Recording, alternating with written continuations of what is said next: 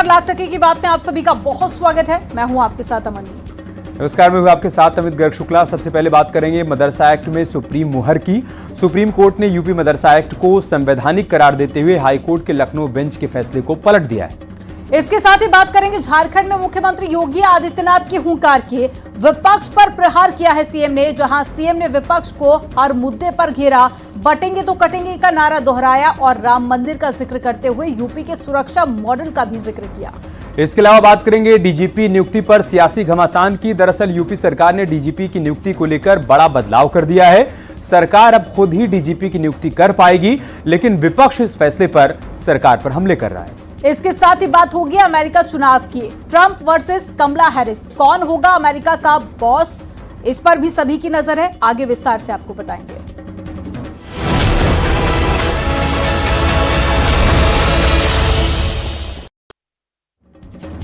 Chief justice D Y Chandrachud की अध्यक्षता वाली 3 जजों के बेंच ने आज यूपी मदरसा एक्ट पर बड़ा फैसला सुना दिया।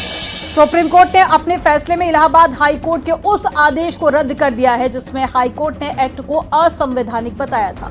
यूपी मदरसा एक्ट क्या है, ये आपको बता देते हैं। मामला सुप्रीम कोर्ट कैसे पहुंचा और सुप्रीम कोर्ट के फैसले का क्या असर होगा, इसको जानने से पहले आपको बताते हैं कि आखिर सुप्रीम कोर्ट ने अपने फैसले में कौन कौन सी बड़ी बातें कही हैं। सुप्रीम कोर्ट ने अपने फैसले में कहा है कि यूपी मदरसा एक्ट 2004 संवैधानिक रूप से सही है और एक्ट संविधान का उल्लंघन नहीं करता।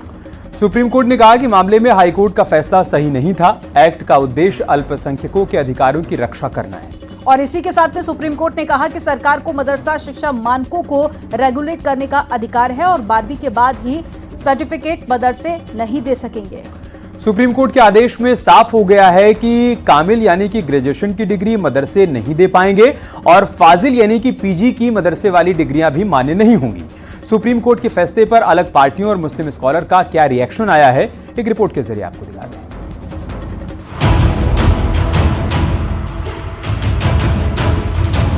भारतीय जनता पार्टी ने प्राथमिक विद्यालयों को लेके, मदरसों को लेके हमेशा राजनीति की है। मदरसा में आज की डेट में केवल कुरान ही नहीं पढ़ाया जाता, केवल धर्म की किताबें नहीं पढ़ाई जाती, बल्कि कंप्यूटर भी पढ़ाया जाता है। कि मदरसे आतंकवाद का अड्डा है, मदरसों में आतंकवाद की पढ़ाई जाती है। हमने 600 मदरसे बंद कर दिए, बाकी मदरसे भी बंद करेंगे। इलाहाबाद हाईकोर्ट की लखनऊ बेंच ने 22 मार्च को उत्तर प्रदेश मदरसा शिक्षा बोर्ड कानून 2004 को निरस्त कर दिया था। हाईकोर्ट का कहना था कि ये कानून असंवैधानिक है और धर्मनिरपेक्षता के सिद्धांतों का उल्लंघन है, लेकिन सुप्रीम कोर्ट ने हाईकोर्ट के फैसले को पलटते हुए इसे संवैधानिक बताया है। कि हम लोग यहाँ मदरसों में इस्लामिक एजुकेशन के साथ साथ मॉडर्न एजुकेशन की भी तालीम दी जा रही है। ये एक बहुत खुशी और मसरत का मकाम है कि हम लोग अपने पूरी आज़ादी के साथ, पूरी कानूनी आज़ादी के साथ अपने इन मदरसों को रन करते रहेंगे। नहीं, बहुत खुशी है मुझे, जो फैसला बहुत अच्छा फैसला आया है। मदरसे बिल्कुल चलते रहना चाहिए और मैं कहता हूँ देश में कोई भी ऐसे लोग नहीं है कि जो जाके महल्लों से यतीम बच्चों को उठाएं, जिनके माँ बाप मर गए हैं, जिनके पास खाने को नहीं है। मदरसे वाले उनको उठाते हैं, ले जाते हैं, नहलाते धुलाते हैं, कपड़ा दिलाते हैं और एक अच्छा इंसान बना के निकलते हैं। संविधान के अधिकारों जो सेकुलरिज्म की रक्षा करता है, धर्म के आधार पे प्रधानमंत्री जी और लोग जो बंटने और कटने की बात कर रहे हैं, इससे सबक सीखिए। देश एक रहेगा तभी मजबूत रहेगा। तो ये सब काम इन्होंने किए, करप्शन, भ्रष्टाचार जो भी मदरसों में हुआ है वो समाजवादी पार्टी की सरकार के दौरान हुआ है। इनके द्वारा आच्छादित और लाभ पहुंचाए गए मदरसों में भ्रष्टाचार भी हुआ है और अनियमितताएं भी पाई गई हैं। उन मदरसों को हमने बंद भी किया है और आगे भी हमारा काम जारी रहेगा।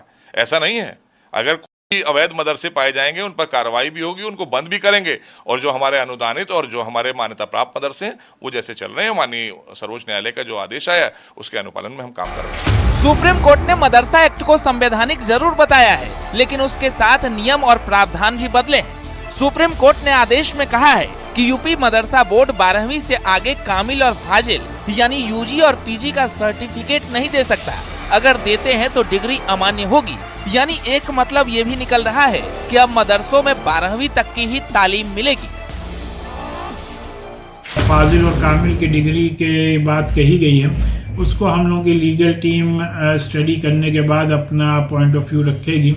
इस सिलसिले में हमारे जितने भी एडवोकेट्स ने जो पूरी कंप्लीट स्टडी के बाद अपनी बात और कामयाबी के साथ अपनी बात कोर्ट के लिए के सामने रखी और इतना बड़ा जजमेंट आया है, उसके लिए हम तमाम एडवोकेट्स को भी दिल की गहराई से मुबारकबाद पेश करते हैं। सुप्रीम कोर्ट के इस फैसले को बीजेपी ने भी सही बताया है। बीजेपी का कहना है कि पहले भी वो इसके खिलाफ नहीं थी, कोर्ट के आदेश का स्वागत है। वहीं सपा और कांग्रेस ने सुप्रीम कोर्ट के फैसले के बाद बीजेपी पर निशाना साधा है।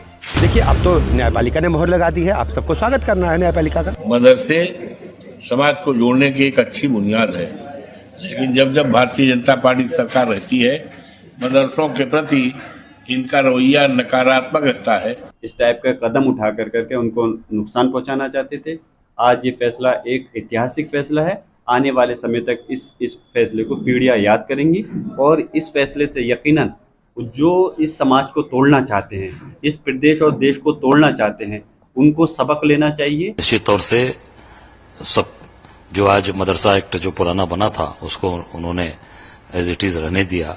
निश्चित तौर से बच्चों के भविष्य को देखते हुए समाज के अंदर एक संदेश जो जा रहा मतलब गया कि भाई सब लोग जुड़कर एक साथ मिलकर काम करें। विपक्ष भले ही बीजेपी को कटघरे में खड़ा करे, लेकिन सरकार के सॉलिसिटर जनरल ने सुप्रीम कोर्ट में साफ किया है कि पहले हाई कोर्ट और अब सुप्रीम कोर्ट दोनों जगहों पर यूपी सरकार ने मदरसा एक्ट 2004 का समर्थन किया था, न कि विरोध। साथ ही इस एक्ट को लेकर ना तो हाई कोर्ट में और न ही सुप्रीम कोर्ट में यूपी सरकार की ओर से कोई याचिका दायर की गई थी। Bureau report, news 18। झारखंड के चुनाव प्रचार में मुख्यमंत्री योगी आदित्यनाथ ने जमकर विपक्ष पर निशाना साथ ही सीएम योगी ने यूपी की सुरक्षा मॉडल का भी जिक्र किया और कहा कि पहले यूपी में शोभा यात्रा नहीं निकला करती थी, जाया गया था। देखिए झारखंड में एक दिन में 3 जनसभाओं में मुख्यमंत्री योगी आदित्यनाथ ने क्या कहा। मंदिर भी बन गया है, प्रभु रामलला अपने भव्य मंदिर में विराजमान भी हो गए, जहन्नुम की यात्रा में भी जा चुके हैं। हिंदुत्व के फायर ब्रांड नेता के तो विपक्ष की कलई खोलते नजर आए। अयोध्या राम मंदिर का जिक्र किया और कहा जो कहते थे फैसला आएगा तो खून बह जाएगी। विवाद जब न्यायालय में था तब ये पत्थरबाजी कि अगर अयोध्या का फैसला हुआ तो खून की नदियां बहेंगी। ये नए भारत का नया उत्तर प्रदेश है। उनको निर्दोष हिंदुओं को छेड़ता है, उसको छोड़ता नहीं है। नो कर्फ्यू, नो दंगा, सर्व है चंगा। अब यूपी में कोई कर्फ्यू, कोई दंगा नहीं होता। पहले शोभा यात्रा, कांवड़ यात्रा नहीं निकालने दी जाती थी, लेकिन अब फूल बहा रहे हैं। 2017 के पहले सरकारें नहीं निकालने देती थी और का दंगा हो जाएगा। हमने कहा एक बार आर पार हो ही जाए, देखा जाएगा। लोग जाते हैं, तिनका नहीं हिलता और उल्टा हेलीकॉप्टर से पुष्प वर्षा करके पूरी यात्रा जाती है। चर्चा आज पूरे देश में है, बटेंगे तो कटेंगे। उन्होंने कहा कि इतिहास गवाह है, जब जब बटे एक रहिए और नेक रहिए। है इस देश का इतिहास गवाह है।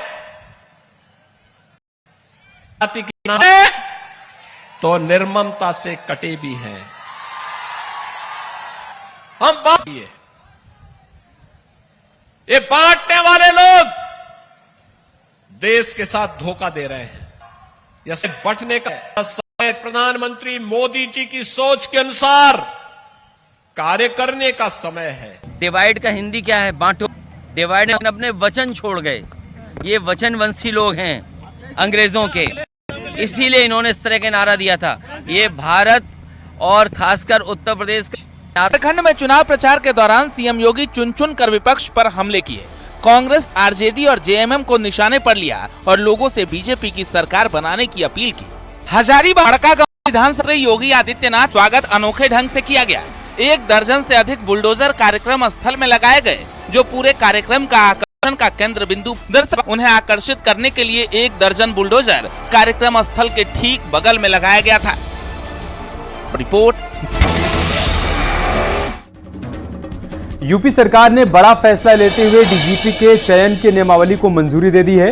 यूपीएससी को नामों का पैनल नहीं भेजा जाएगा और अब यूपी के डीजीपी का कार्यकाल 2 साल का होगा। डीजीपी का चयन हाईकोर्ट के रिटायर्ड या फिर उनकी ओर से नामित कोई व्यक्ति, अपर मुख्य सचिव या फिर प्रमुख सचिव गृह और एक रिटायर्ड डीजीपी शामिल होंगे। डीजीपी का चयन से कम 6 महीने की नौकरी बची हो। अब यू में ही तय होगा। योगी कैबिनेट ने उत्तर प्रदेश के डीजीपी को चुनने की नियमावली 2024 को किया पास। नौकर से बनी कमेटी उत्तर प्रदेश के डीजीपी को चुनेगी। इस कमेटी में उत्तर प्रदेश के मुख्य सचिव या प्रमुख सचिव गृह और एक रिटायर्ड डीजीपी इस कमेटी में चाहिए और इस डीजीपी का कार्यकाल कम से कम। कसा अखिलेश यादव ने कहा, सुना है किसी बड़े पुलिस अधिकारी को स्थायी और खुद 2 साल रहेंगे या फिर नहीं, कहीं ये दिल्ली के हाथ से लगाम अपने हाथ में लेने की और अपने पक्के को बैठाने के लिए, इसलिए कि से कानून की धज्जियां उड़ाई जा सकें, इसलिए सरकार अपना, जिनको खुद का अपना भविष्य नहीं पता है कि 2 साल चलेंगे। और अखिलेश के बयान पर बीजेपी ने भी पलटवार किया है और कहा है कि नेताजी मुलायम सिंह यादव के कहने पर अखिलेश चीफ से दूसरा पाया शिवपाल यादव खींचा करते थे, तीसरा पाया नेताजी खींचा करते थे और चौथा पाया आज के नेताजी के पैर पकड़ लो वरना तुमको चीफ सेक्रेटरी से हटाना पड़ेगा।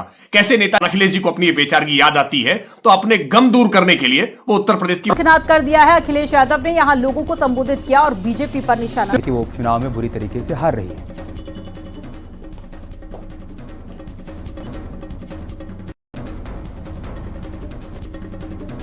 वो भनक पड़ गई कि जो लोग छुट्टी लेकर के आए हैं दिवाली की, भैया दूज की और छठ पूजा की, वो सब लेकर से तारीख बदलवा दी। हार के डर से इन्होंने तारीख बदली है और उन्हें ये भी पता था कि चुनाव भी न गड़बड़ा जाए।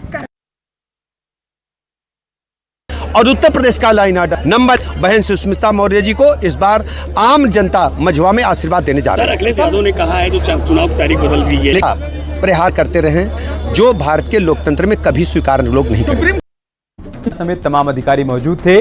बैठक में सीएम योगी ने कहा कि जीएसटी, आबकारी या फिर खनन के साथ परिवहन हर सेक्टर में पोटेंशियल है। सीएम योगी ने आदेश दिया कि राजस्व संग्रह में लापरवाही भारी पड़ेगी और हर स्तर पर जवाबदेही तय की जाएगी। के टारगेट की साप्ताहिक मासिक समीक्षा की जाए। चालू वित्तीय वर्ष में अक्टूबर तक उत्तर प्रदेश में हुआ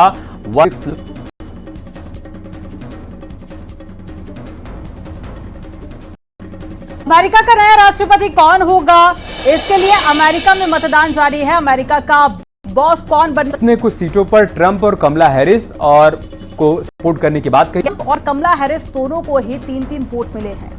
अमेरिका के राष्ट्रपति चुनाव पर जाती है। अमेरिका के चुनाव नतीजों का असर आंतरिक मामलों पर भी दिखाते हैं।